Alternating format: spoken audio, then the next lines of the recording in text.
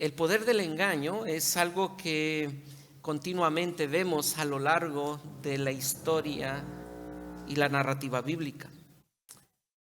De hecho, la historia comienza en el capítulo 3 con una escena donde el engaño hace presa a la pareja, la primer pareja de la humanidad. Y a lo largo de la historia nos daremos cuenta que esa es la narrativa donde hay un hombre o un ser que está engañando continuamente a las personas.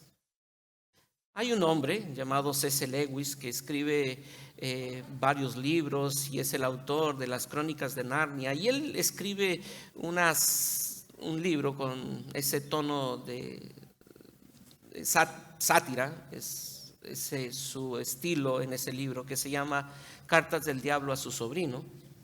Y mientras él escribe ese libro, él plantea que allí hay un diablo llamado Escrútupo y su sobrino es Orugario. Y Orugario recibe la instrucción del diablo, de su tío Escrútupo, y le dice el diablo mayor a su sobrino: mira, hay muchas formas en que nosotros podemos engañar a las personas. Y hay una que es en el capítulo 2 específicamente, le dice, hay una que es muy eficaz. El poder tenerlos a esos pacientes nuestros en la iglesia es una de las formas más eficaz de engañar a las personas que creen estar bien.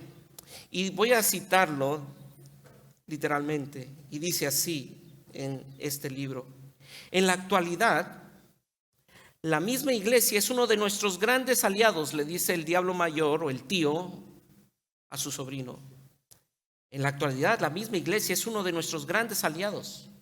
No me interpretes mal. No me refiero a la iglesia de raíces eternas, que vemos extenderse en el tiempo y en el espacio, temible como un ejército con las banderas desplegadas, sino me refiero a esa costumbre religiosa que tienen muchos de nuestros pacientes.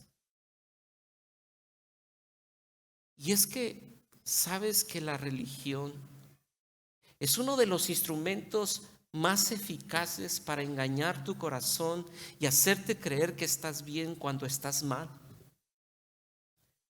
El sentirte tan cómodo con tus ritos religiosos, con tu disciplina religiosa, es uno de los instrumentos que a lo largo de la historia nos damos cuenta que Satanás utiliza para engañarte. Porque muchas de las buenas cosas que Dios nos ha dado adormecen nuestras vidas de la verdadera necesidad que tú y yo tenemos. Muchas de las buenas cosas nos adormecen de nuestra verdadera necesidad. Creemos que con tomar ciertas píldoras religiosas semanalmente estás supliendo una necesidad que tenemos profunda, pero realmente nos estamos engañando con placebos religiosos que no nos darán absolutamente nada, sino que lo que traerán es el juicio de Dios. Y precisamente Amós está escribiendo esta parte de su profecía con un corazón bastante compungido, como lo veremos en un momento. Porque lo que está recibiendo de parte de Dios como una revelación le está mostrando una radiografía del estado real del pueblo de Israel. Muchos de ellos tienen toda la apariencia de estar bien, pero cuando escucha de parte de Dios la revelación de cómo está el pueblo de Dios y cuál es la perspectiva que Dios tiene acerca de este pueblo, Amós se compunge y dice: no estamos bien. No estamos bien. Aunque estamos siguiendo todas las costumbres religiosas por nuestras costumbres milenarias, realmente no estamos bien. Y este es el tono del capítulo 5 de Amós.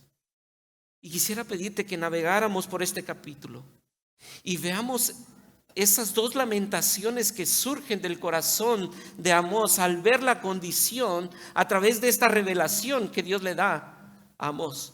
Y de esta revelación y ver esa radiografía, Amós exclama dos lamentaciones y después veremos al final un llamado de Dios a través de Amós,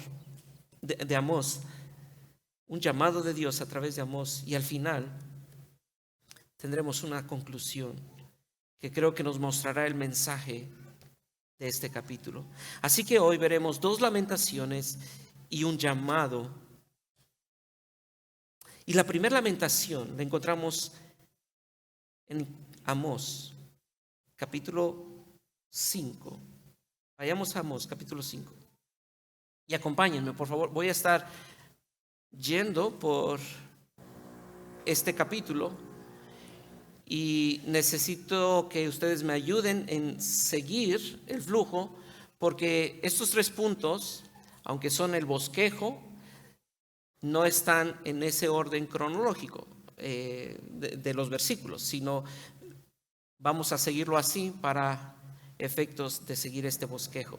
Pero vamos ahí a Amós capítulo 5 y acompáñenme a leer del versículo 4 al versículo 3, o por lo menos estudiemos esta porción, del versículo 4 al versículo 13. Porque así dice Jehová a la casa de Israel: buscadme y viviréis. ¿Y qué? Y no busquéis a Betel, ni entréis en Gilgal, ni paséis a Berseba, porque Gilgal será llevada en cautiverio y Betel será deshecha. Comienza la primera lamentación. Y comienza la primera lamentación a surgir porque te vas a dar cuenta que Amós va a comenzar a describir lo horrendo del pecado del pueblo de Israel. ¿Cuál es el pecado del pueblo de Israel? Sigamos leyendo, versículo 12, hasta el versículo 12. Porque yo sé de vuestras muchas rebeliones y de vuestros grandes pecados. Sé que afligís al justo y recibís cohecho, y en los tribunales hacéis perder su causa a los pobres. Por tanto, el prudente en tal tiempo calla, porque el tiempo es malo. Mire el versículo 10. Ellos aborrecieron al reprensor en la puerta de la ciudad, y al que hablaba lo recto abominaron. Por tanto, puesto que vejáis al pobre y recibís de él carga de trigo, edificaste casas de piedra labrada, mas no las habitaréis, plantasteis hermosas viñas, mas no beberéis el vino de ellas. ¿Cuál es el pecado por el cual viene esta lamentación? Inmediatamente nosotros podemos pensar en cuáles son los pecados claros que están en esta porción del versículo 4 al versículo 13. ¿Cuáles serían los pecados? Quizá la gran mayoría de nosotros podríamos posar nuestra mirada en estos pecados que aparecen en el versículo 10 al versículo 13. Porque son muy evidentes, ¿cierto? Pero realmente estos sí son los pecados del pueblo. Porque se convirtieron en hombres injustos. Comenzaban a utilizar al débil y al pobre para sus propios beneficios. Se enriquecían con el abuso del pobre. Eso es la realidad. Pero eso es solamente el reflejo de un pecado más profundo. Realmente eso solamente era el fruto de un problema más profundo del pueblo. Porque de hecho, en los primeros versículos del 4 en adelante, antes de llegar al 10, donde vemos la manifestación de los pecados, cuando ya se hace visible el pecado, nos damos cuenta que del versículo 4 al versículo 9 hay un pecado que está allí apareciendo. ¿Y cuál es? El llamado aparece en el versículo 4, en el versículo 6, en el versículo 8. ¿Qué les dice en esos 3 versículos? Buscadme y viviréis. Versículo 6, buscad a Jehová y vivid. Versículo 8, buscad al que hace las Pléyades y el Orión. ¿Qué es el llamado? Busquen. Cuando alguien me dice que busque, es porque yo he dejado que ¿de qué? ¿Cuál es entonces el pecado profundo, que es lo que está subyacente a lo que nosotros vemos como injusticia de parte del pueblo. El pecado del pueblo no solo es el abusar del pobre. Eso es el fruto de un pecado más profundo que subyace en el corazón del hombre. ¿Qué es lo que pasó entonces con el pueblo? Dejaron de buscar. Dejaron de buscar al Dios de los ejércitos. Pero pareciera ser que eso no coincide con lo que tú y yo leemos en el versículo 21 al 23. Acompáñalo en el 21 al 23 del mismo capítulo. ¿Qué hacían ellos? Aborrecí, abominé vuestras ¿qué? Y no me complaceré en vuestras asambleas. Y si me ofreciereis vuestros holocaustos y vuestras ofrendas, no las recibiré, ni miraré a las ofrendas de paz de vuestros animales engordados. Quita de mí la multitud de tus cantares, pues no escucharé las salmodias de tus instrumentos. ¿Qué están haciendo? Solemnidades, asambleas, holocaustos, ofrendas, sacrificios, cantos. ¿Dónde hacemos todo eso hoy en día?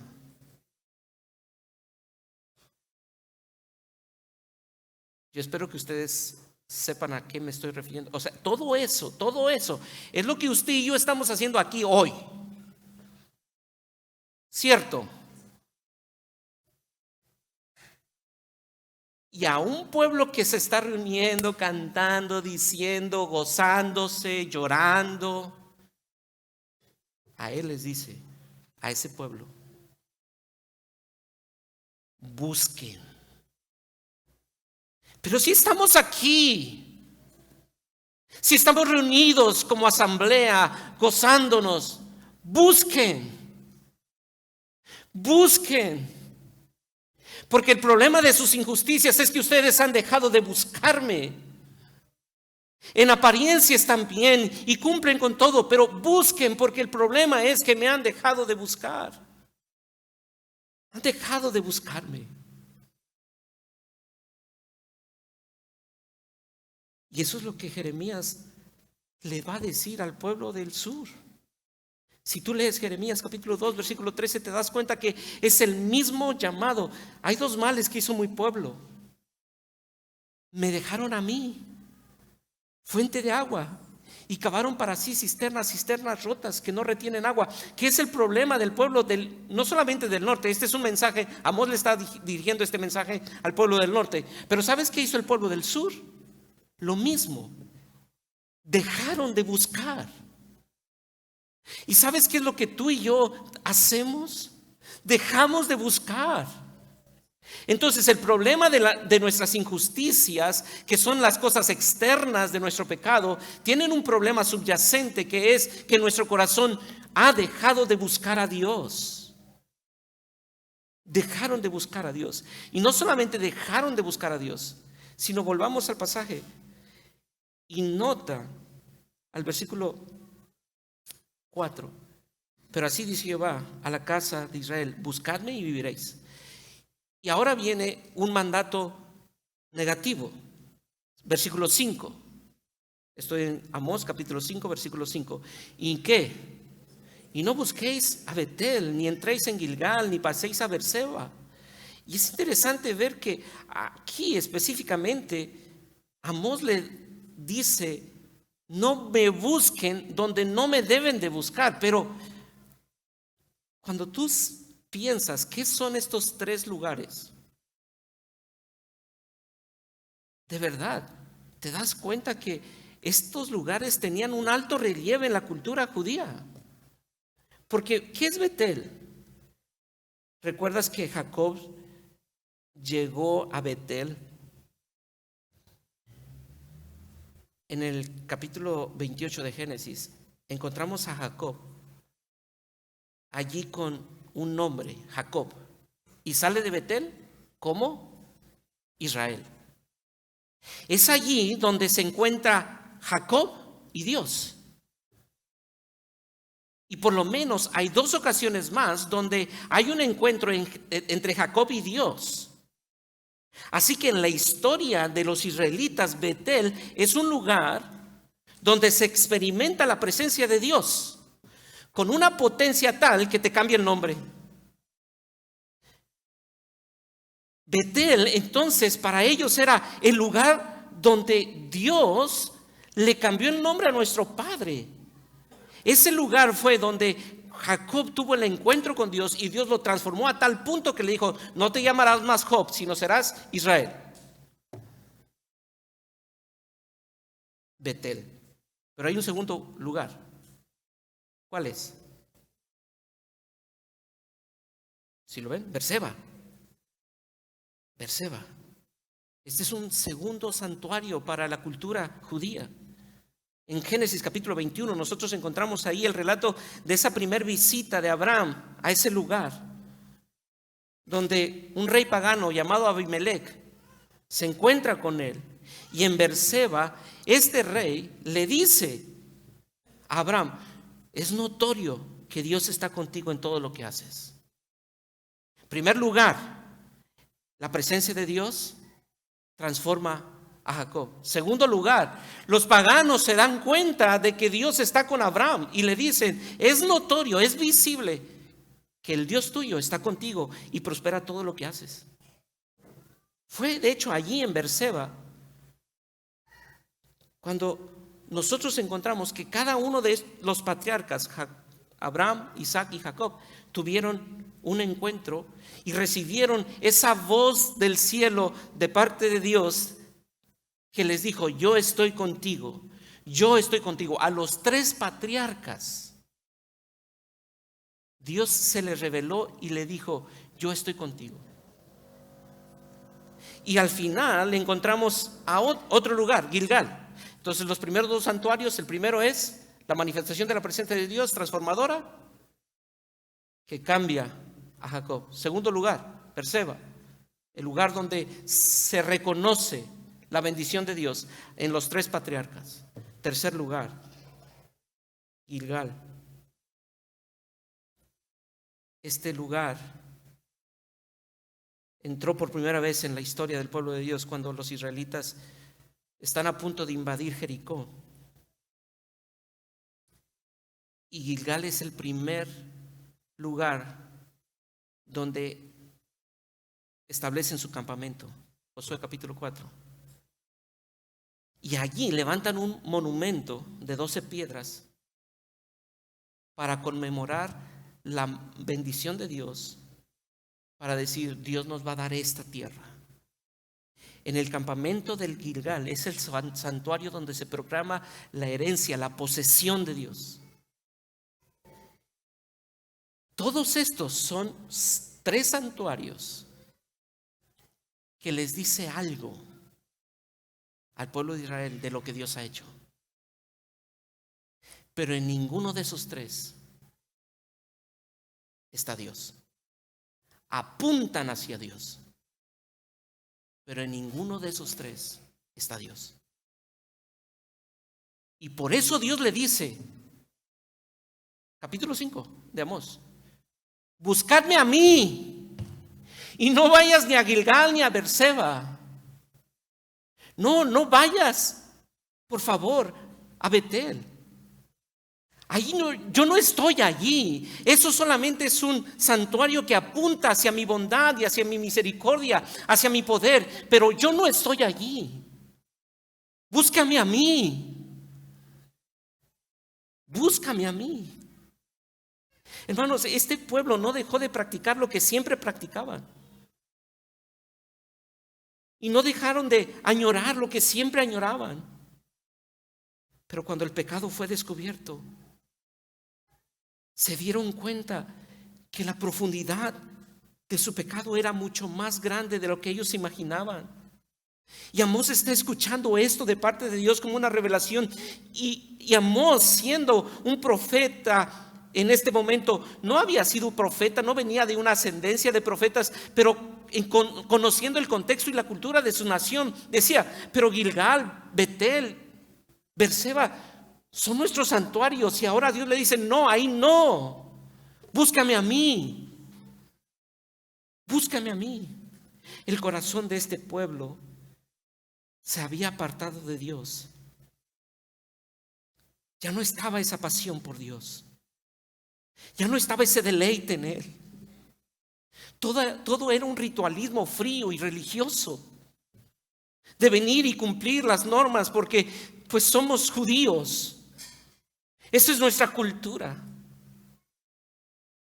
Tenemos nuestros santuarios que nos recuerdan la bondad de Dios. Pero se habían alejado de Dios. Y déjame hacerte una pregunta a modo de aplicación. ¿Cuáles son tus santuarios que te producen seguridad? Que no son Dios. ¿En qué confías? Que no es Dios. Puede ser cosas buenas, pero no son Dios.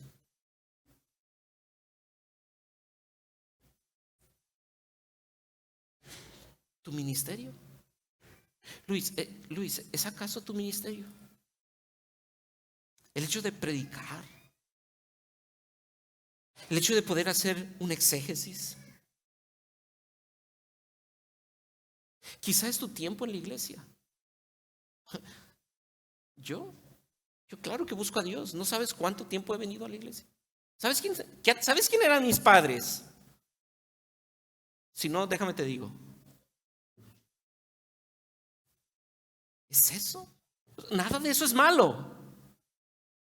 Pero si estás confiando en Dios, el llamado de Dios hoy te dice, búscame a mí. Porque eso no te hace buscarme a mí. Tu conocimiento académico, teológico, eso es lo que estás confiando. Esos son tus santuarios. Y eso es lo horrendo del pecado. Hermano, esto es horrendo porque precisamente, vayamos a Jeremías, por favor. Quiero pedirte que me acompañes a Jeremías. Jeremías capítulo 2.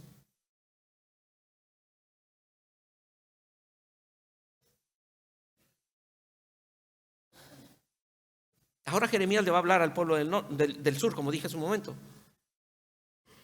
Pero la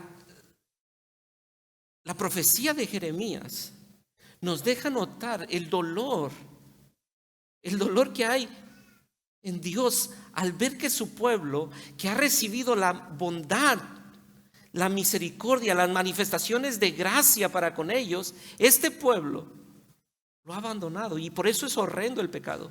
Oíd palabra de Jehová. Estoy en el capítulo 2, versículo 4 de Jeremías. Oíd palabra de Jehová, casa de Jacob y todas las familias de la casa de Israel. Así dijo Jehová: qué maldad hallaron en mí vuestros padres, que se alejaron de mí y se fueron tras la vanidad y se hicieron vanos. Nota esa pregunta. ¿Qué les he hecho mal?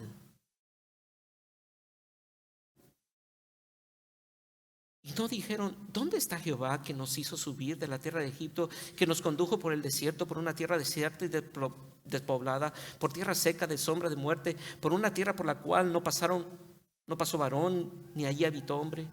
Y os introduje en tierra de abundancia para que comieseis su fruto y su bien, pero entrasteis y contaminaste mi tierra, hiciste abominable mi heredad.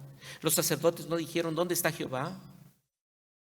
Y los que tenían la ley no me conocieron, y los pastores se rebelaron contra mí, y los profetas profetizaron en nombre de Baal y anduvieron tras lo que no aprovecha. Por tanto contenderé aún con vosotros, dijo Jehová, y con los hijos de vuestros hijos pleitaré, porque pasad a las costas de Quitim y mirad y enviad a Cedar y considerad cuidadosamente y ved si se ha hecho cosa semejante a esta. ¿Acaso alguna nación ha cambiado sus dioses, aunque no son dioses? Podemos leer la siguiente parte juntos. ¿Sí están conmigo? Versículo 11 del capítulo 2 de Jeremías, segunda parte del versículo 11. Sin embargo, mi pueblo ha trocado su gloria por lo que no aprovecha, Espantaos cielos sobre esto y horrorizaos, desolaos en gran manera, dije Jehová, porque dos males ha hecho mi pueblo. Me dejaron a mí fuente de agua viva y cavaron para sí cisternas rotas que no retienen agua. Nota ese tono. Espantaos cielos sobre esto. Es horrendo el pecado de que aquellos que han recibido la gracia y se gozan en la gracia y disertan de la gracia y predican de la gracia, no pueden pasar entre semana su tiempo buscando al Señor y se embriagan con cosas como Netflix, Instagram, YouTube y dejan de ver a quien deben de ver. Es horrendo. Es horrendo. Ve de norte a sur, de oriente a poniente, y ve si uno de esos pueblos que tienen sus dioses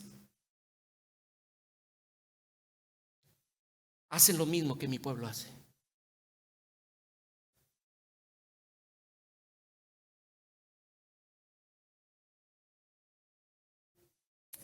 Pero viene un segundo lamento. No solamente la lamentación por lo horrendo del pecado, sino que ahora encontramos una lamentación por las consecuencias del pecado. Y volvamos al pasaje, versículos del 1 al 3 de Amós, porque el tono con el que comienza este capítulo es el siguiente: oíd esta palabra que yo levanto para lamentación sobre vosotros, casa de Israel. Cayó la Virgen de Israel y no podrá levantarse ya más. Fue dejada sobre su tierra y no hay quien la levante. Pero continúa. Ve al versículo 16, al versículo 22. Acompaña al versículo 16. Por tanto, así ha dicho Jehová, Dios de los ejércitos. En todas las plazas habrá llanto y en todas las calles dirán: ay, ay. El labrador llamarán a lloro y a endecha a los que sepan endechar. En todas las viñas habrá llanto, porque pasaré en medio de ti, dice Jehová. Ay de los que desean el día de Jehová. ¿Para qué queréis ese día de Jehová? Será de tinieblas y no de luz, como el que huye delante del león y se encontrará con el oso, como si entrara en casa y apoyara su mano en la pared y le muerde una culebra.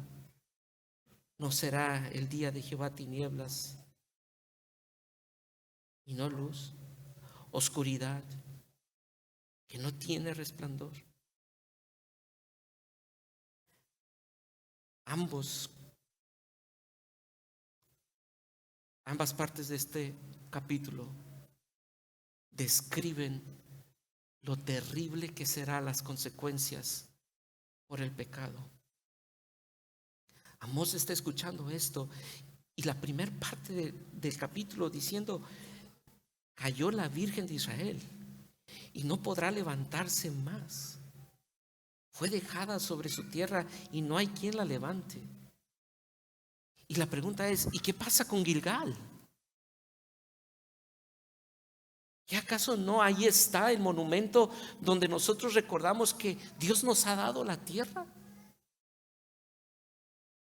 ¿Qué pasa con Berseba? ¿Con Betel?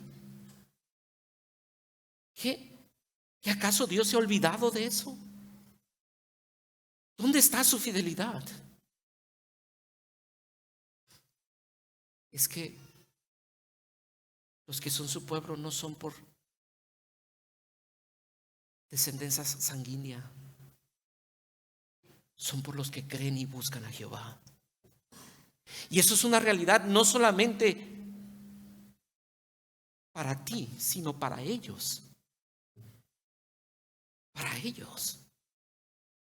No importa que tú hayas nacido de Abraham, si tú no buscas a Jehová, Y si tú no crees en Él y en sus promesas, serás desechado. Serás desechado. La Virgen no podrá levantarse. Y lo que encontramos del versículo 18 es estremecedor. Porque el juicio que viene por el pecado del pueblo es un juicio que ellos están añorando el día del Señor. Ellos dicen, viene el día del Señor, viene el día del Señor. Y ellos añoraban el día del Señor como el día glorioso. Pero ¿qué dice la profecía? El día del Señor, ¿tú añoras el día del Señor? ¿Añoras la presencia de Dios? ¿Sabes qué va a pasar cuando venga la presencia de Dios? Estarás huyendo como un laberinto sin salida, huyendo por el temor de esa presencia, y después harás una cueva y te esconderás. ¿Y sabes qué va a aparecer ahí? Oscuridad. ¿Y sabes qué va a ver en la oscuridad? Temor. Porque vas a intentar sujetarte en algo, y ¿sabes qué va a aparecer cuando te sujetes en algo? Una serpiente que te muerda. Así que lo que está destinado para ti es una muerte segura, a menos que busques a Jehová.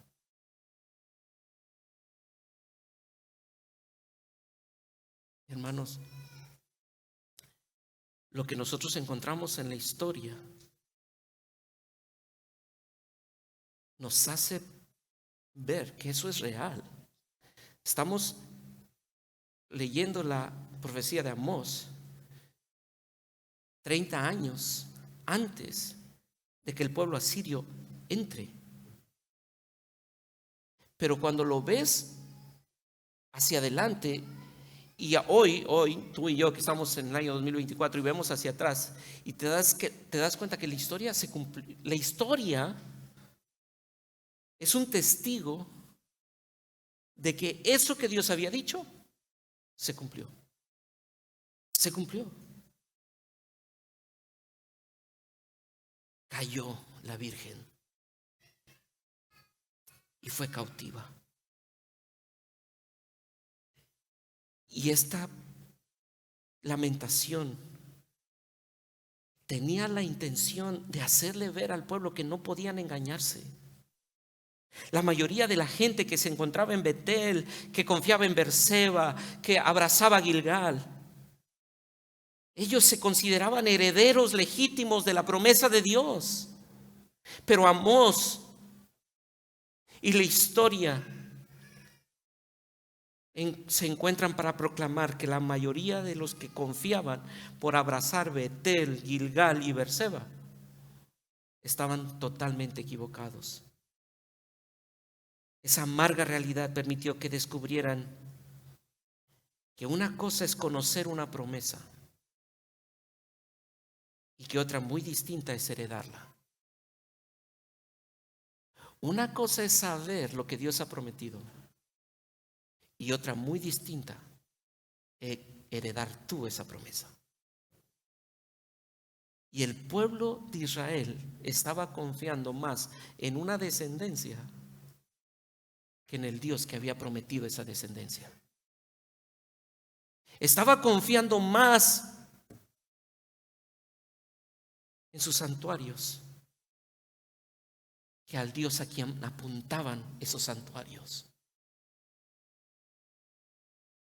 Una cosa es estar allí para oír la proclamación de las promesas, y otra cosa muy diferente es dar pruebas legítimas que personalmente poseemos esas promesas.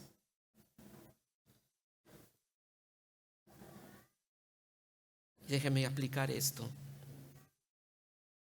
Betel anunciaba, Dios está aquí. Betel anunciaba, Dios está aquí. Berseba anunciaba, Dios está contigo.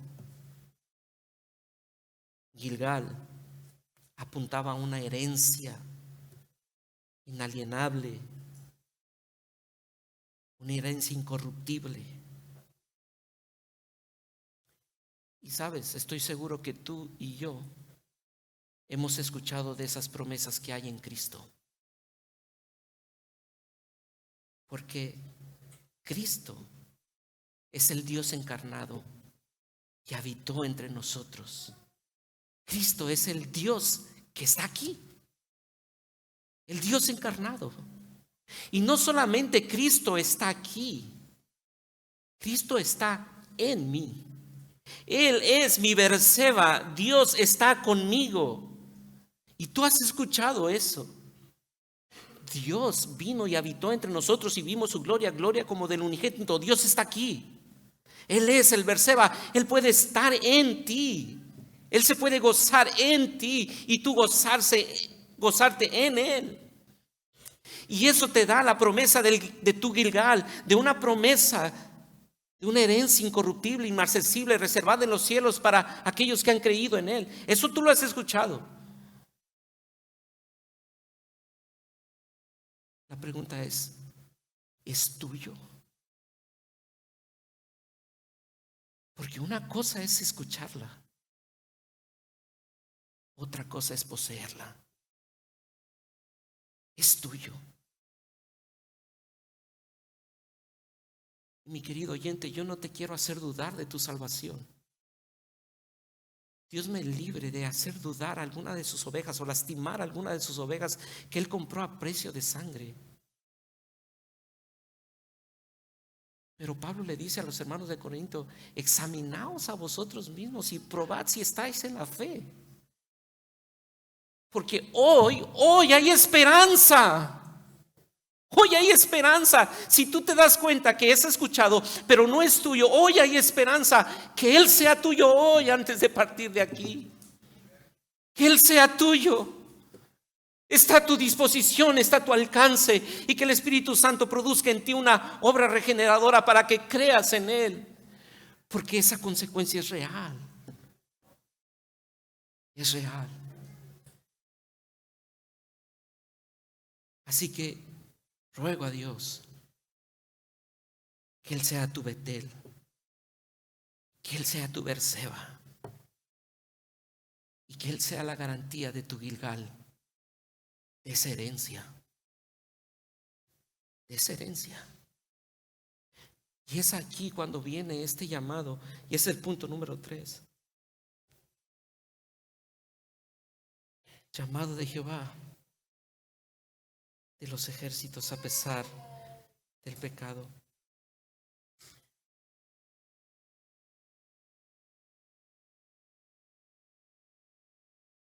Puedes leerlo conmigo. Mira los versículos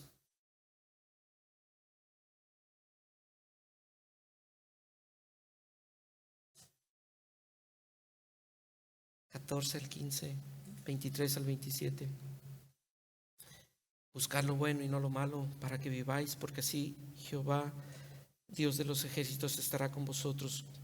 Como decís, aborrecer el mal y amar el bien y establecer la justicia en juicio. Quizá Jehová, Dios de los ejércitos, tendrá piedad del remanente de José. Por tanto, así dicho Jehová, Dios de los ejércitos, en todas las plazas habrá llanto y en todas las calles dirán ay, ay. Y al labrador llamarán a lloro y endecharán a los que sepan endechar, y endechan a los que sepan endechar. Pero lee conmigo el versículo 23 al 27. Quita de ti la multitud de tus cantares, pues no escucharé las salmodias de tus instrumentos. Pero corra el juicio como las aguas y la justicia como impetuoso arroyo.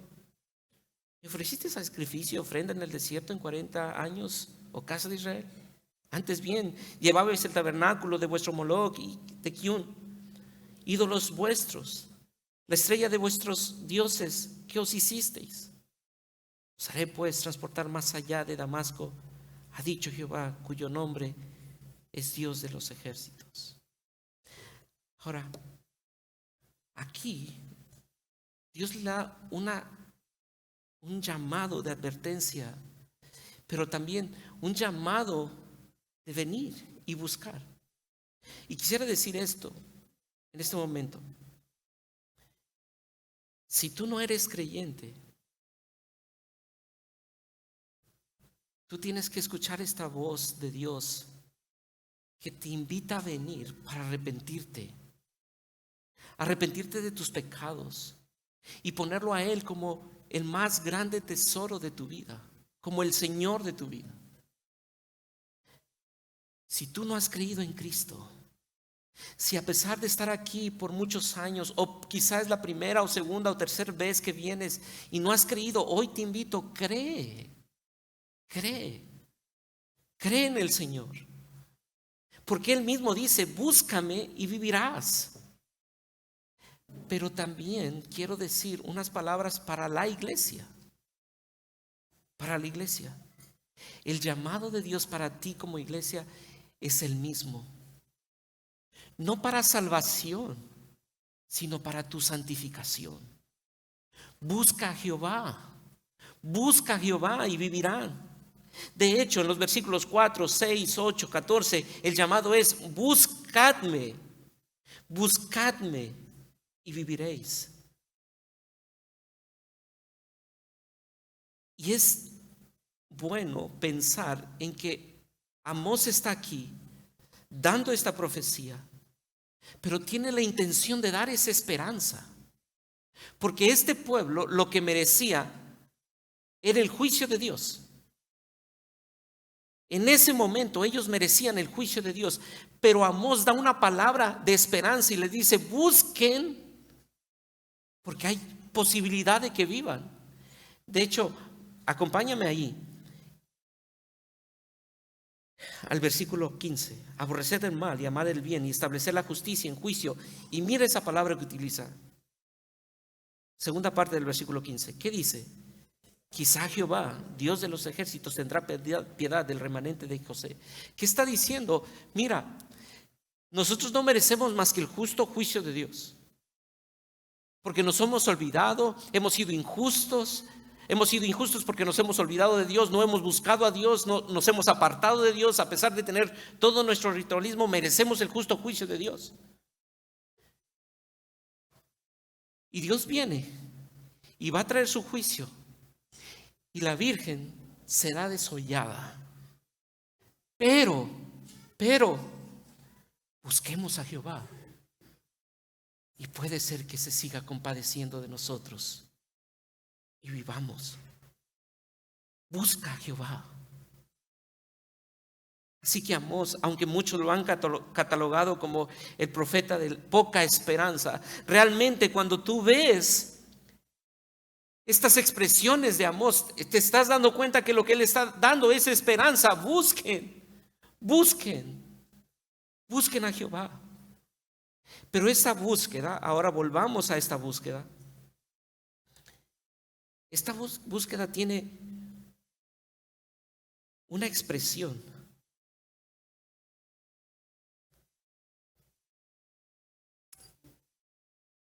Versículo 14 y 15. Buscad lo bueno y no lo malo para que viváis. Porque así Jehová, Dios de los ejércitos, estará con vosotros, como decís. Versículo 15. Aborreced el mal y amad el bien. Establecer la justicia en juicio. Quizá Jehová, Dios de los ejércitos, tendrá piedad del remanente de José. Ahora, miren el orden, a diferencia de lo que nosotros vimos. ¿Cuál era el problema de la injusticia del pueblo de Israel? ¿De dónde subyace esa injusticia? De un corazón que no busca a Jehová. ¿Y cuál es el llamado de Amós hacia el pueblo de Israel? Busquen a Jehová. Busca lo bueno y no lo malo. Busca primeramente lo bueno y no lo malo. Y la consecuencia es, versículo 15, ¿cómo se va a manifestar que tú estás buscando lo bueno y no lo malo? Porque aborreces el mal y amas el bien y estableces justicia en juicio. Busca a Jehová, aborrece el mal y ama el bien. Un comentarista llamado Modger, J.C. Modger, en su comentario de Amós dice lo siguiente acerca de este versículo: la verdadera religión no es un camino hacia Dios, sino un camino desde Dios. Nace de la unión y comunión con Dios y autentica su legitimidad mediante una transformación. No es un camino hacia Dios, es un camino desde Dios. Busca a Jehová primero y como consecuencia aborreces lo malo y amas lo bueno.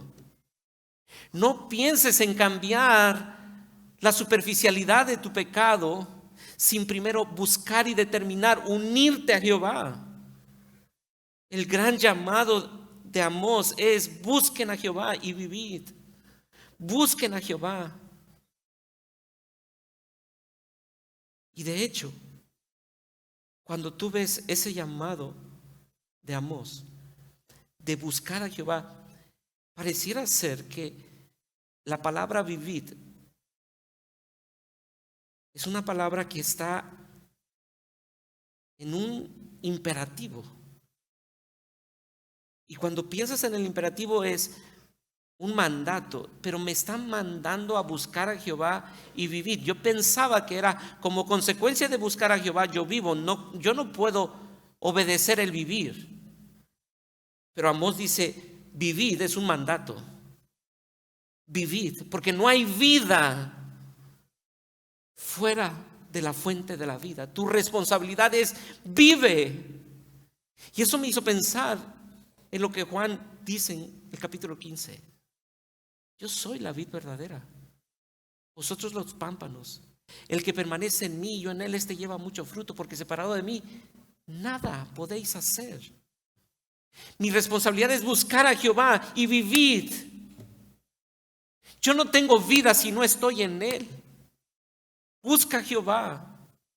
Busca a Jehová y vivid. Busca vivir. Busca vivir. Y no hay vida si no estás en él, hermano. Busca a Jehová y vive. Abraza la fuente de la savia. Desecha las cosas que te están distrayendo. Dios te está llamando y esto es ya una aplicación. Dios te está llamando para disfrutar del conocimiento continuo de su suprema grandeza, belleza, valor. Ese es el llamado de Dios, hermano. No seas un religioso que vienes una vez al domingo y sales de aquí y no vuelves a agarrar tu Biblia y no piensas en él hasta que llegue un jueves o un grupo pequeño, y cuando vienes aquí no es así. Vive. El llamado de Dios es: ven y disfruta del conocimiento continuo de mi suprema grandeza, belleza, valor. Ven, ven, porque mi caudal es inagotable. Ven y disfruta. ¿Y qué significa eso? ¿Qué significa buscar a Dios en términos prácticos? Y quisiera decirte que son dos cosas que no son las únicas cosas, pero por lo menos para efectos de este sermón y de vida práctica, quisiera pedirte que pensaras en dos cosas que significa buscar a Jehová. La primera cosa es fijación de la mente.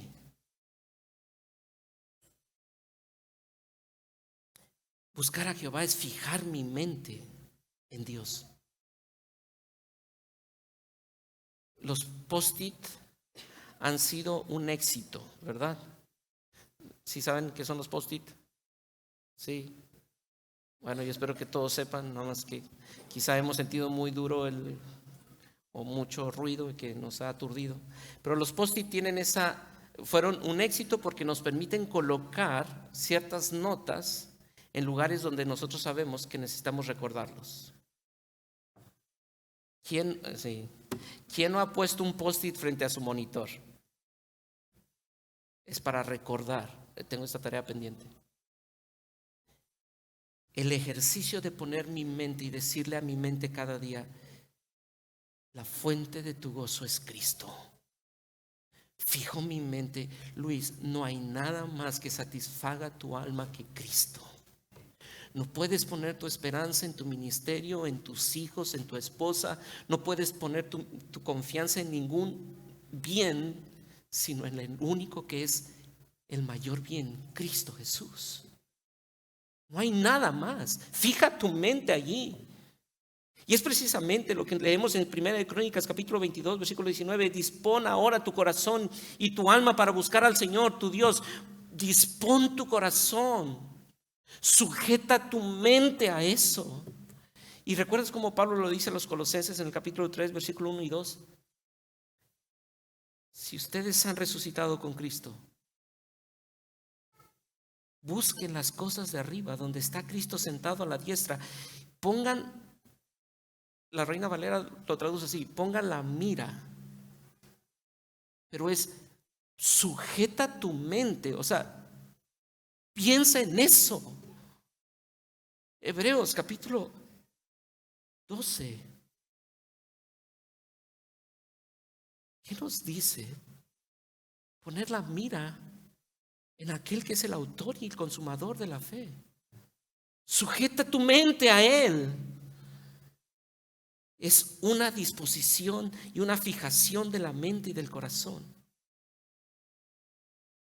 Pero una segunda elemento de lo que significa buscar a Jehová es una elección consciente. Es una elección consciente. Hermano, es una elección que tú debes hacer. La gracia de Dios ha estado obrando.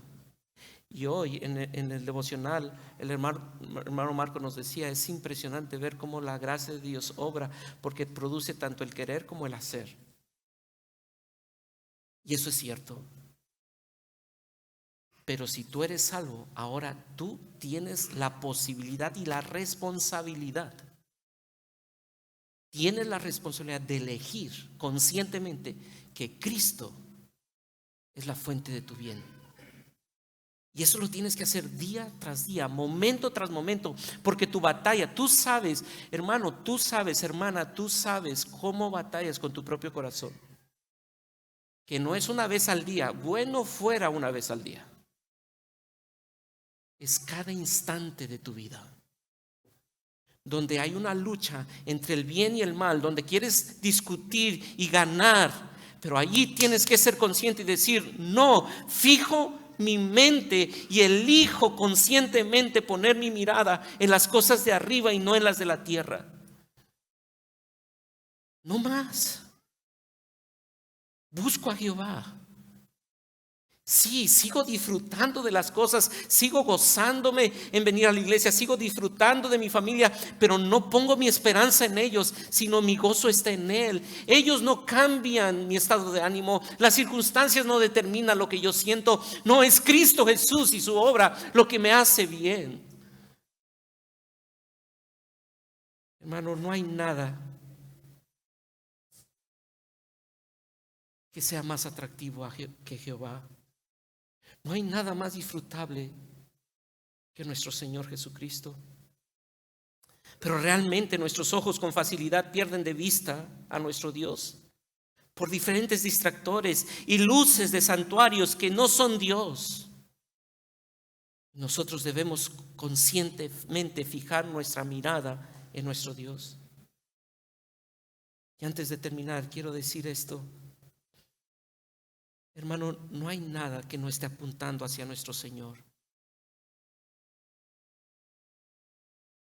Hoy quiero decirte a ti, mi querido hermano y hermana que está sufriendo,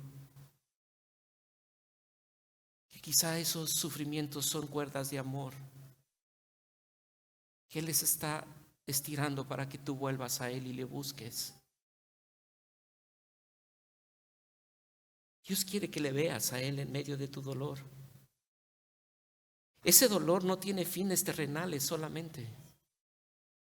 Esa aflicción tiene el propósito eterno en las manos de tu Redentor.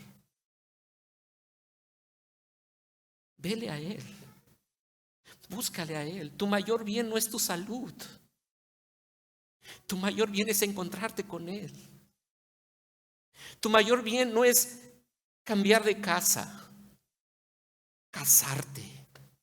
No, tu mayor bien es verle a Él cara a cara. Y recuerdas lo que Él dice, En Mateo capítulo 11, versículo 28, venid a mí.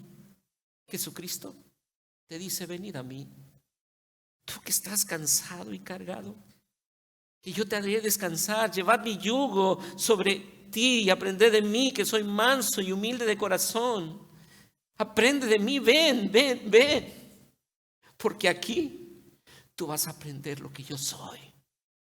Manso y humilde de corazón. ¿Y qué? Y hallaréis descanso para tu alma.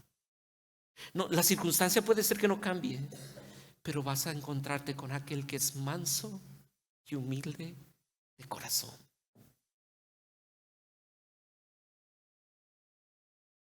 Porque la bondad de Dios se manifiesta al buscarte hoy.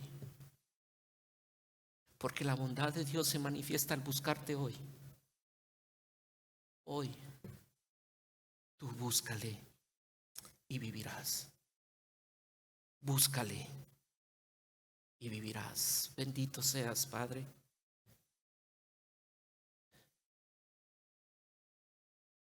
Tú sabes cuánto yo necesitaba este mensaje.